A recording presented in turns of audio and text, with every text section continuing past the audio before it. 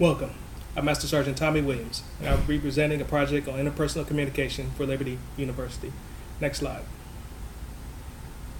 Today, I will be covering what exactly is interpersonal communication, my overarching goals for my life and communication, barriers to communication in a personal context, solutions to fix some of those barriers, and finally, my personal action plan of how I will implement changes to allow myself to enlarge the conversation. Next slide. As you look at these pictures, I want you to think about the words that come to your mind about communication. The words that come to mind for me are confusion, mixed messages, ambiguity, and frustration. In other words, bad communication. Next slide. Burgoon, Berger, and Waldron state that many social problems can be traced to interpersonal communication difficulties. Let us look at the concept of bad communication and also good communication, or at least what we assume they are. When we think of bad communicators, we think of frustration, disrespect, incomplete meanings. Good communication usually means situations when things go smoothly and there's a lack of confusion and there are positive outcomes. Stewart states that there are 6 features of communication: meaning, choice, culture, identities, conversation, and nexting. The first 5 may seem a bit familiar to you, but I'll elaborate on nexting. It is the process of asking yourself, what can you do if you're faced with a communication problem or a challenge? It's what you can do next to help improve the communication or enlarge the conversation. Stewart states that this is the single most important communication skill. Keep that in mind, and I will follow up on that a bit later. Stewart states that interpersonal communication happens when the people involved talk in a way that maximizes the presence of the personal. The personal means that it is unique, it is unmeasurable, responsive, it's reflective and addressable. Knowing this definition, how can I incorporate this into my life? Next slide. My goal in life is to follow the Word of God, to truly espouse the characteristics of growth, as stated by Peterson, having empathy, genuineness, and warmth. The main area I have to work on is empathy, and becoming a truly empathetic listener, which Burley Allen describes as a level 1 listener. Level 2 and 3 listeners are those who mainly hear but not listen, or those who listen in spurts. Through learning to exhibit empathy, genuineness, and warmth, I can overcome some of the shortcomings of my behavior blend and have an interpersonal communication that can improve the quality of life of people involved and those around me. And that is my personal definition of enlarging the conversation. The Bible teaches us that we should have unity of mind, sympathy, brotherly love, a tender heart, and a humble mind. I mentioned my behavioral blend. Let me explain that so you can understand how this can be an arduous journey for me. Next slide. My behavioral blend is that of DI, according to Carbonell in the Uniquely You survey that I completed. The D means that I'm active and task-oriented, and the I means I'm active and people-oriented. I can be directive but inspiring, dynamic and determined. According to the book and the survey, in the This is Expected of Me section, explains my public perspective and what I express mainly when I'm at work. On the positive side, people see me as a dynamic doer. I stand out in the crowd and as a leader. I tackle difficult tasks and I don't worry much. And I feel that people, they can count on me. But it can be my own worst enemy because I can usually tackle so many difficult tasks. I can come across as unaccountable to others, and I can say things that can be hurtful. I don't always respond kindly, wisely, or warmly to others. My This Is Me behavioral blend, or my private perspective that I exhibit around my friends while I'm at home, is also DI. Could be trouble, right? The good part, I'm outgoing and involved, confident and positive. I have a clear vision. I'm a natural-born leader. And as the Queendom survey noted, I'm insightful. This should lend itself to success and good communication, right? The negatives are that I can overestimate my abilities, think more highly of myself than I should. I have a problem saying no because I believe I can do and handle everything. It affects my life and my communication because I can create my own stress. People will avoid me because of the way I carry myself or make assumptions and have a misconception of my true thoughts and my heart. The Bible states that a soft answer turns away wrath, but a harsh word stirs up anger. I need to focus on overcoming the barriers in my life to reach my life goal and enlarge the conversation. Next slide. First up among the barriers for me are the communication traps as defined by Peterson. I'm a problem solver and tend to be a rescuer, and I have a tendency to practice ritual listening, which looks like I'm listening, but I'm actually waiting for my chance to talk. and to make my own point. I'm naturally sarcastic, and I can be an overuser of what Peterson describes as Perry Mason questions. These are questions that are not really questions, but are masking actual statements. I'm in the military, and I can ask a question about someone's uniform or their hair.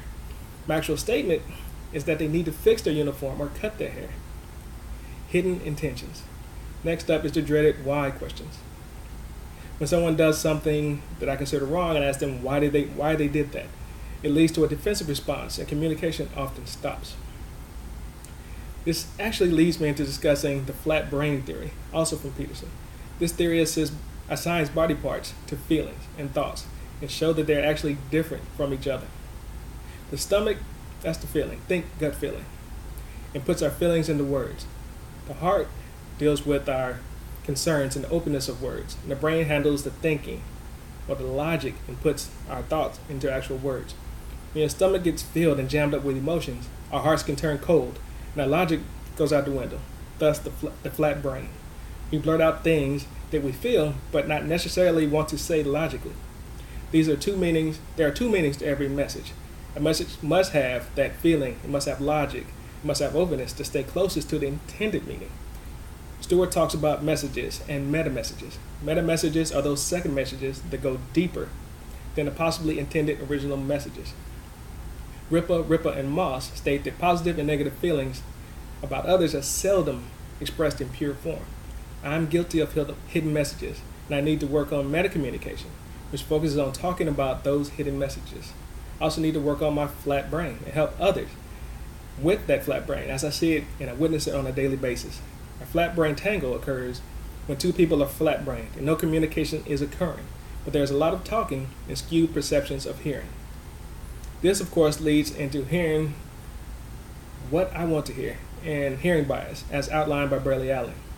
These are listening barriers that I can exhibit, and past experiences can have me anxious to hear something that fulfills me, or possibly waiting to hear something bad that I'm expecting someone to say from those past experiences. These bad experiences can introduce bias, and I can form an opinion and place value on communication before it even happens. To move on, Stewart talks of deception, betrayal, and aggression as being the more difficult elements of interpersonal communication. In the past, I believe I have deceived for what I thought was the greater good. I've stopped doing that. An example of what that entails took place recently at work. The person in charge led everyone to believe that we were going to have a group workout, a workout session, go get some exercise.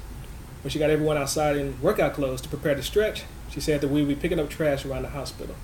Her reason was that if everyone knew that what was coming, they would find reasons not to show up. The look of betrayal from the deception was evident in the eyes of the workers. Years ago, I may have used this approach, but I know that's rooted in the I'm okay, you're not okay mindset as described by Burley Allen, and thinking I have a noble cause and others are flawed, and I felt justified in deceiving them. I believe I have overcome this area, but the thought still comes to my mind, so I will continue to monitor this as a barrier. Proverbs states that death and life are in the power of the tongue, and those who love it will eat its fruits. That's powerful, and it makes me want to look for solutions to my barriers. Next slide. Stewart talks about inhaling and exhaling, which is breathing, and is a metaphor for communication. Inhaling is listening and perceiving, and exhaling represents talking. We must inhale and exhale to breathe and live, and we must truly listen and talk to have communication. And it's important that they're in this order. We inhale to exhale. Inhaling or listening in this metaphor is of primary importance. Burley Allen notes that we spend 40% of our day listening. That's the most time spent out of all the activities of talking, listening, reading, and writing. We need to focus on the inhaling to become better communicators and gain the ability to truly concentrate on messages and have clearer understanding.